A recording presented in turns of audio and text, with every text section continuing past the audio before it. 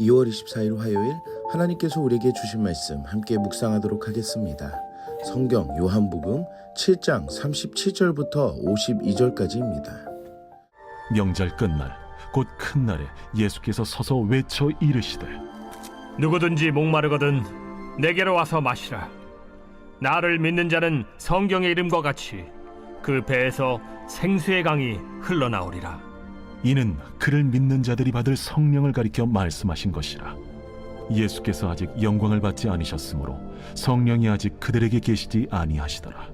이 말씀을 들은 무리 중에서 어떤 사람은 이 사람이 참으로 그 선지자라. 그리스도라. 그리스도가 어찌 갈릴리에서 나오겠느냐? 성경에 이르기를 그리스도는 다윗의 씨로 또 다윗이 살던 마을 베들레헴에서 나오리라 하지 아니하였느냐? 예수로 말미암아 무리 중에서 쟁론이 되니 그 중에는 그를 잡고자 하는 자들도 있으나 손을 대는 자가 없었더라. 아랫 사람들이 대제사장들과 바리새인들에게로 오니 그들이 묻되 어찌하여 잡아오지 아니하였느냐? 그 사람이 말하는 것처럼 말한 사람은 이때까지 없었나이다.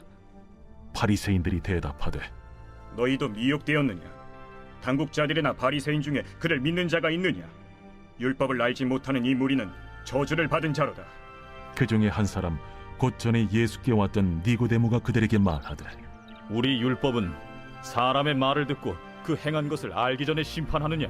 그들이 대답하여 이르되 너도 갈릴리에서 왔느냐? 찾아보라. 갈릴리에서는 선지자가 나지 못하느니라. 오늘 본문에서는 명절 끝날에 예수님께서 위대한 선언을 하시는 것을 볼 수 있습니다. 그 말씀은 누구든지 목마르거든 내게로 와서 마시라. 그리고 믿는 자의 배에서 생수의 강이 흘러나올 것이라고 선포하셨습니다. 예수님의 생수에 관한 말씀은 단순히 마시는 물이 아닙니다. 인간은 세상의 어떤 것으로 영적인 목마름을 채울 수 없습니다. 예수님께서 하신 말씀은 인간 영혼의 갈망에 대한 초대이십니다. 오직 예수 그리스도만이 생수의 근원이시며 그분께 나올 때 진정한 만족과 평안을 누릴 수 있다는 것입니다. 그리스도인에게 만족은 오직 예수 그리스도로부터 나옵니다. 세상은 끊임없이 새로운 만족을 줄 것 같은 약속을 하지만 그 어떤 것으로도 영혼을 채울 수가 없습니다. 예수님께 나와 그분의 말씀과 사랑을 받아들이는 자만이 영원히 목마르지 않다는 것입니다. 또한 이것은 성령 충만과 연결됩니다. 성령께서는 날마다 예수님 안에 거하며 순종하는 삶을 통해 흘러나오는 생명의 강입니다. 따라서 성도는 예수 그리스도를 통해 주어지는 성령의 생수를 마시며 그 생수가 자신 안에서 넘쳐 흘러 세상을 새롭게 하는 삶을 살아가는 것입니다. 사랑하는 성도 여러분, 오늘 하루도 예수님 앞에 나아가 우리에게 주시는 말씀을 먹으며 성령 충만한 삶을 살아가는 하루가 되기를 축복합니다. 예수님의 말씀을 듣자 어떤 이들은 예수님을 참 선지자라고 하고 또 어떤 이들은 그리스도라고 고백합니다.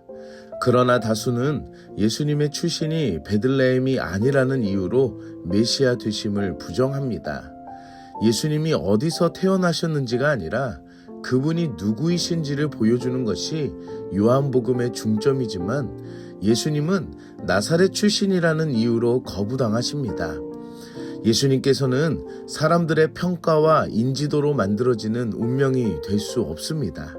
세상은 사람들의 평가와 그들의 마음으로 유명인이나 정치인이 되며 권력이 주어지기도 합니다. 하지만 예수님은 사람에 의해 운명이 정해지시는 분이 아니십니다.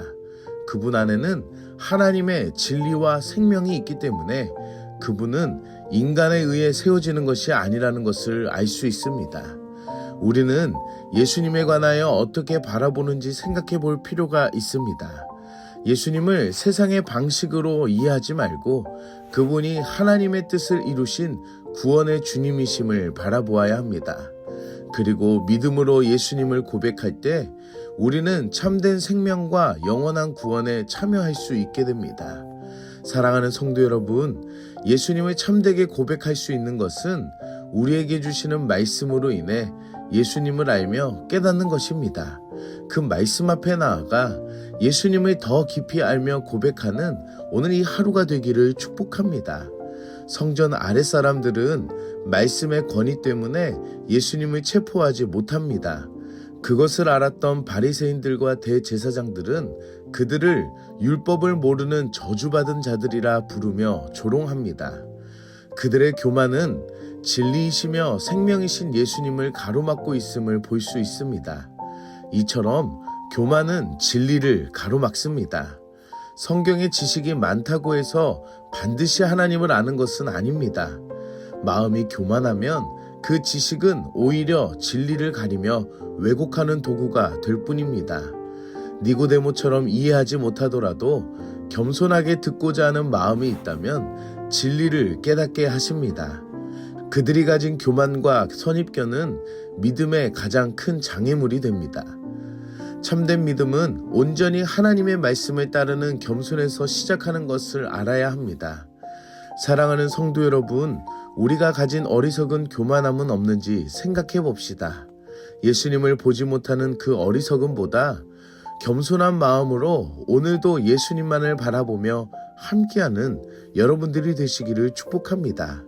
함께 기도하겠습니다. 사랑의 하나님, 오늘도 말씀으로 은혜 주시니 감사합니다.